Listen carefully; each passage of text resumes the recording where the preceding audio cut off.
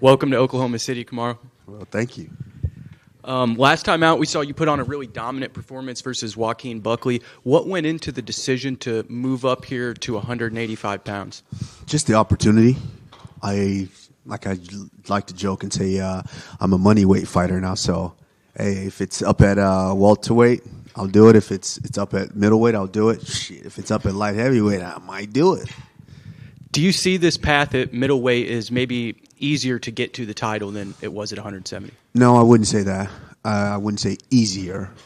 I think it just fit. It just made sense. I obviously wanted the Islam fight. We talked about that, and I thought that was what was going to be next. But unfortunately, in these things like this, the company kind of has a big say in this, and they felt this was an opportunity. Obviously, I've been up here before and fought the former champion, and so this one just made sense at this time. But it's definitely not easy. I wouldn't say easier with respect to some of these guys right now at the top. I mean, guys like Jared Cannonier, guys like Nasruddin Imavov, Caio Borralho, all these guys, Robocop, all these guys are extremely tough, just like Prates and Morales and all these guys. So, hey, it is what it is. And then what did you think of Sean Strickland's win over Chimaev and then potentially rematching in the future? Well, I thought it was a very, very close fight. I thought Sean Strickland did a good job. Obviously, he's improved greatly since we fought, and so have I. But, yeah, he did a great job in kind of fighting the type of fight that he needed to fight to come out with the win. I thought it was extremely close. It could have gone either way. But that's the way the judges put it, so it is what it is. He's the champ now. Hey, Kamaru. We asked Threads fans on UFC to give you some questions. Here's what they came up with. If you could spar with any fighter from any era, who would it be? George St. Pierre. That one was quick. Why so quick? Because George is it's a guy that I admire a lot, a guy that I've watched compete, a guy that I consider one of the best to do this, and a good friend now. And so, you know, when you're coming up, I got a chance to – I was in a spot at one point where that was potentially something that could have materialized, but getting the chance to meet him and watch him and learning kind of his processes and the way that I deal with things now with my team, that would have been fantastic. And it might not be out of the question. You know, one day we might be able to just roll around. So, yeah, we'll see. Stays in great shape, that's for sure. Absolutely. Is there going to be a podcast this week? And if so, who's the guest? Oh, from us at Pound for Pound? We're trying. We just can't freaking get Henry. Henry's been traveling. As we know, he just competed last week, so we just can't quite lock him. We can't quite lock him down yet. But, yeah, we're definitely trying to get something going. And who's the guest? I'm the guest this week. I mean, you know, I'm the one performing, so why not? Cool. After this fight, you got to pick one person who could be next. Prates, Machado Gary, or Islam? After this fight, who's next for me? Yeah, pick one. That was what the fan question was. Sean Strickland.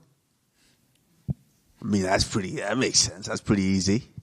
Cool. It's either Sean Strickland or Islam, if Islam is still the champion, which I assume he will be.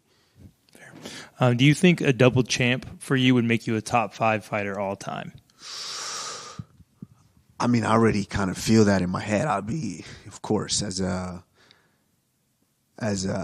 athlete, a supreme athlete, like I think in my head, I think I already am. But of course, that's the one club that I'm not in yet, and I would like to be in that club. I like being in all the clubs here, you know, except for, you know, my brother Justin, who is, like I said, the most decorated UFC fighter we've ever had. You know, he's in a different club that, you know, most people can't get into. But if I get into this one, at least I can say, hey, I'm in that club and you're not in it. Fair. We got 2 more. As the former welterweight champion, do you think it's possible for Islam to do what you did and come up now to middleweight at any point in his career?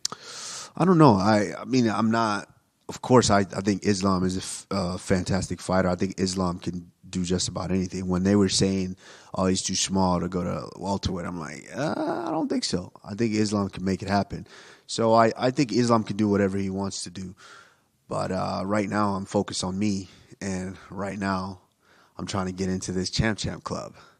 The last fan question is, do you think you'll ever fight at 170 again, or is 185 the new home? I'm a moneyweight fighter. If 170 presents itself, hey, talk to the team, Ali Abdelaziz, we go out there and we grab that. Perfect. Thank you, Kamaru. I got one more for you, Kamaru. When you saw how easy Chimaev was able to control Dricus on the ground, did that give you confidence coming into this weekend?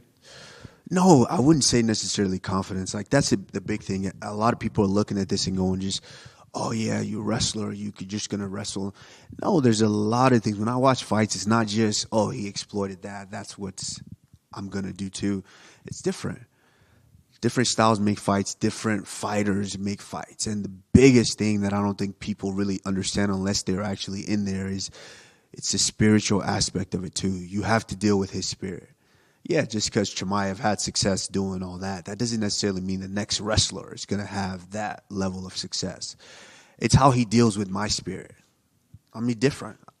You know, it might just be a striking matchup. I might just piece him up.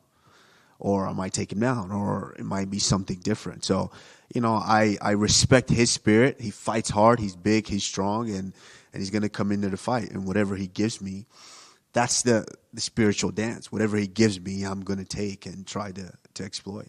So it's not just about the wrestling. It's just about being a complete fighter and being able to go out there and do what I do best, which is dominate. Yeah, Kamaru, there's an old video out there of you and Islam. I think it was on Anatomy of a Fighter. And it was when you guys were just kind of talking to each other saying, like, bro, we're going to be here one day. And we're potentially going to, you know, fill out this arena. What do you remember that moment? Absolutely. I think I was champion. I was a welterweight champion, and Islam wasn't champion yet. And we were talking about it. But even at that time, I knew Islam had the potential to become a champion, a great champion, once Khabib and everything kind of cleared up there at that division. But, you know, Islam was a champion at that time, and me and Islam have always been great, cool, and friendly. And I'm like, hey, you know, you're a big guy. I sizing him up. You're a big guy. You know, he's like, yeah, if there's ever an opportunity, it'll be a blockbuster fight. Islam is a pound-for-pound number one right now. Have we ever had the pound-for-pound number one fight the former pound-for-pound number one? We never had that. You know, and that's an opportunity I think the company missed before this. But it is what it is. Maybe that fight might materialize again. But, you know, like I said, I know I don't have a ton of these left, so I'm just grateful for each and every one that I have now and going out there and making the biggest and best memories that I can. I was just going to say, when you look at the names, like you hear Damian Maia, Woodley, Covington, Masvidal, Burns, like these are guys that are now their careers finished. So what do you get out of that when you can still be up here, you know, holding the fort down? I'm grateful that I was, as much of little bumps and bruises that I've had as well, I'm grateful that I'm still able to do this, that I'm still able to put myself through. It's not just the fight, it's the training camps. To get through the training camps, to be able to go in there and perform, I'm just grateful. I have a great team, great coaches, and kind of put a lot. I put a lot into my body, even when I'm not competing or training. So I have a great team that kind of supports me and helps me do this. So I'm just grateful. And then last one, I know you said you're kind of excited to not just go with the wrestling this week. You like mixing it up with guys. Dricus said he's looking forward to this fight because it wouldn't make sense for him to go out and get a win against just a pure striker after the way the Chimaev fight went. He said he likes the fact that the wrestling's going to be incorporated and potentially tested again. So what do you make of that statement? You know, I try not to let any of the stuff get to me. I don't try not to pay that much attention to it. But I also saw a clip of, I think it's his coach, saying that I would be stupid to stand with him. I would be stupid to do this. And this is the same coach that said that if Hamza is just going to use the wrestling, Hamza will be stupid to go in there and try that.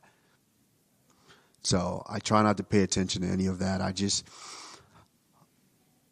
I know what I put in, what I've put in for years and years and years. I trust my team, which is why I ride with my team. It's the same team over and over and over. They know me, and I'm just excited to go in there, let all the training, all the preparation take over, and just basically paint another masterpiece.